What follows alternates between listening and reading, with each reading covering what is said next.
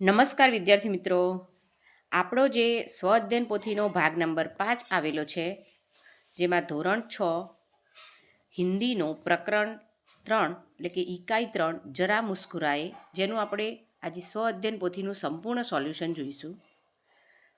શરૂઆતમાં જુઓ, તમે સારાંશ આપેલો છે અને સારાંશ પછી પ્રશ્ન નંબર 1 कि सामयिकों अखबारों में से चुटकुले पढ़िए और उन्हें काट कर नीचे दिए गए में से चिपकाइए. તો અહીંયા તમારે તમારા ઘરે જે ન્યૂઝપેપર આવતું હોય, જે સામયિક કંઈ મળી જાય, તો એમાંથી નાના નાના ચુટકુલો એટલે કે નાના જોક્સ આપેલા હોય છે, જેનું કટિંગ કરીને તમારે આ રીતે અહીંયા ચિપકાવવાનું છે. બરાબર. આગળ જોઈએ. પ્રશ્ન નંબર 2, સ્કેન करके मज़ेदार चुटकुले सुनिए और पसंद आया हुआ एक चुटकुला लिखिए. હવે અહીંયા તમારે તમને ગમતો એક ચુટકુલો અહીંયા લખવાનો છે, એક નાનો એવો જોક્સ જે આપણી હિન્દી ભાષામાં તમારે અહીંયા લખવાનો છે. આગળ જોઈશું પ્રશ્ન નંબર 3, ટાકા મારકર હસો और 100 साल जियो कैसे, इस विषय पर कक्षा में हुई चर्चा के आधार पर 8-10 वाक्य लिखिए. તો ક્લાસરૂમમાં તમારા શિક્ષક આ વિષય પર જે પણ ચર્ચા કરે છે એને તમારે ધ્યાનથી સાંભળવાનું છે, સમજવાનું છે અને પછી એના આધારે 8 થી 10 વાક્યો તમારે અહીંયા લખવાના છે. બરાબર. આગળ જોઈશું પ્રશ્ન નંબર 4, उदाहरण के अनुसार शब्दों का 4-4 वाक्यों में प्रयोग कीजिए. जैसे घर, एक उदाहरण આપેલું છે કે ઘર, તો ઘર ઉપરથી આપણે 4 વાક્યો બનાવ્યા છે. मेरा घर सूरत में है, मुझे अपना घर बहुत पसंद है, मेरे घर में 3 कमरे हैं, मैं अपना घर साफ रखता हूँ. તો એ જ રીતે નીચે જે બીજા શબ્દો આપેલા છે કે જંગલ, તો એના પરથી તમારે 5 વાક્યો બનાવવાના છે કે जंगल में तरह तरह के जानवर रहते हैं, लोग जंगल से लकड़ी और औषधियाँ प्राप्त करते हैं, जंगल प्रकृति का अनमोल खजाना है, हमें जंगल की सुरक्षा के लिए पेड़ों को नहीं काटना चाहिए. આગળ શબ્દ આપ્યો છે ડૉક્ટર, તો ડૉક્ટર પરથી પણ તમારે આ રીતે 4 વાક્ય બનાવવાના છે कि डॉक्टर बीमार लोगों की सेवा करते हैं, मेरे पिताजी एक प्रसिद्ध डॉक्टर है, डॉक्टर ने मुझे दवाई लेने की सलाह दी, डॉक्टर को भगवान का दूसरा रूप माना जाता है.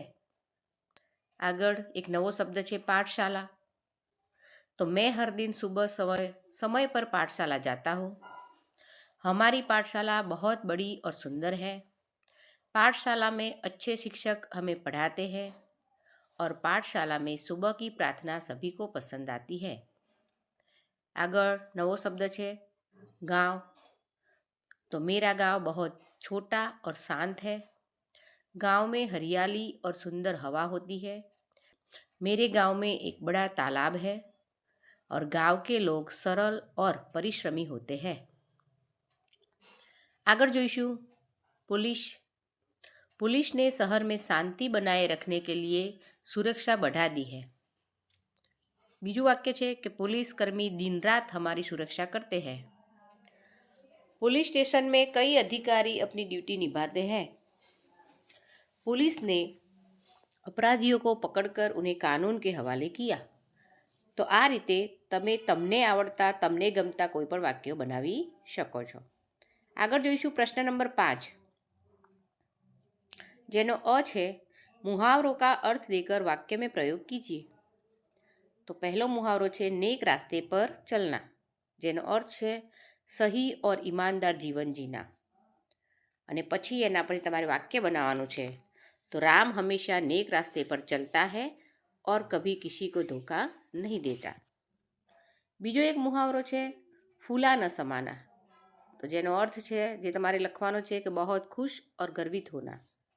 અને પછી એના ઉપર વાક્ય પણ બનાવવાનું છે कि उसे अपनी सफलता पर इतना गर्व है कि वह फूला न समा रहा है. नंबर 3, पीठ ठोकना, तो किसी की तारीफ करना या उसकी सराहना करना. અને જેનો વાક્ય છે कि शिक्षक ने उसकी कड़ी मेहनत को देखकर उसकी पीठ ठोक दी. नंबर 4, नाक में दम करना, तो किसी को बहुत परेशान करना या तंग करना. જેનું વાક્ય છે उस छोटे से बच्चे ने अपने सवालों में से मेरे नाक में दम कर दिया। नंबर 5, खून पसीना एक करना, तो बहुत मेहनत करना। वह खून पसीना एक कर मेहनत करता है ताकि अपने परिवार का ભરણ પોષણ કરી શકે। તો આ રીતે તમારે પણ એનો અર્થ આપીને તમને ગમતું, તમને આવડતું એક વાક્ય એના પરથી બનાવવાનું છે।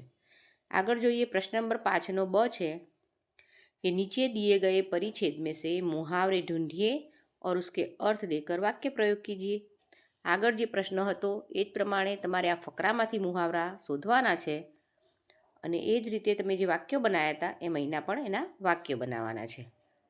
બરાબર, પહેલો મુહાવરો છે આંખો કા તારા, જે તમે આ પેરેગ્રાફમાંથી શોધ્યો છે। બરાબર, તો ધ્યાનથી પેરેગ્રાફ વાંચશો એટલે તમને આ રીતે એમાંથી મુહાવરા મળી જશે અને તમારે એનો અર્થ અને વાક્ય પ્રયોગ કરવાનો છે। બરાબર, ખ્યાલ આવી ગયો? તો આગળ જોઈએ પ્રશ્ન નંબર 6। નીચે दी गई કહેવતો કા અર્થ સ્પષ્ટ કીજીએ। હવે અહીં કહેવતો આપેલી છે, તમે જુઓ છો આપણી બુકમાં ઘણી બધી કહેવતો આપી છે, એમાંથી જ લીધેલી છે। નંબર 1, જો ગરજતે હૈ વો બરસતે નહીં, અને પછી નીચે તમારે એનો અર્થ કરીને અર્થ લખવાનો છે કે જો લોગ જ્યાદા શોર મચાતે હૈ અક્ષર વે કામ કરને સે સક્ષમ નહીં હોતે। એ જ રીતે બીજી કહેવત છે આસમાન સે ગીરા ખજૂર મેં અટકા, તો જેનો અર્થ છે એક મુશ્किल से निकल कर दूसरी मुश्किल में फंस जाना। नंबर 3, जैसी करनी वैसी भरनी, तो एनो अर्थ છે जैसा काम करोगे वैसा ही परिणाम मिलेगा।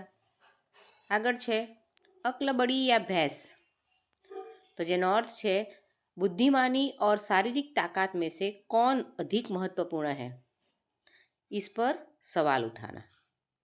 नंबर 5 છે आए थे हरिभजन को ओटन लगे कपास, અને જેનો અર્થ થાય છે किसी नेक काम की शुरुआत करने के बजाय व्यक्तिगत कुछ और ही काम कर रहा। આગળ જોઈએ પ્રશ્ન નંબર 7, रेखांकित शब्दों के लिंग बदलकर वाक्य फिर से लिखिए। અહીંયા પ્રથમ વાક્ય છે મેરે દાદાજી યાત્રા પર ગયે હૈ।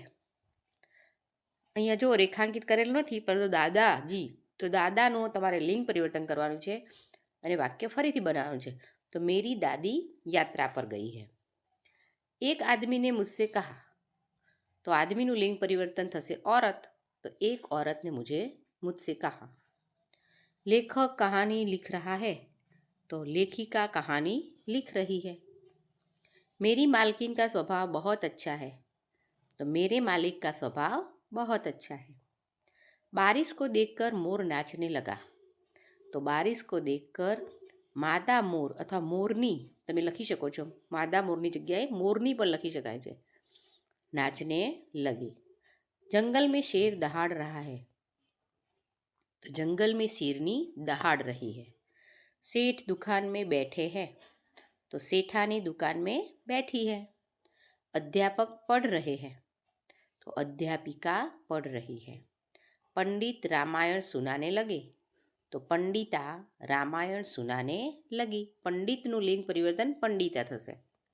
लड़का दुकान के पास खड़ा है, लड़की दुकान के पास खड़ी है। તો સરસ રીતે વિડીયોને 2 થી 3 વાર જુઓ અને ત્યારબાદ અભ્યાસ કરીને તમારી સ્વાધ્યાય પોથીમાં લખો। નમસ્કાર।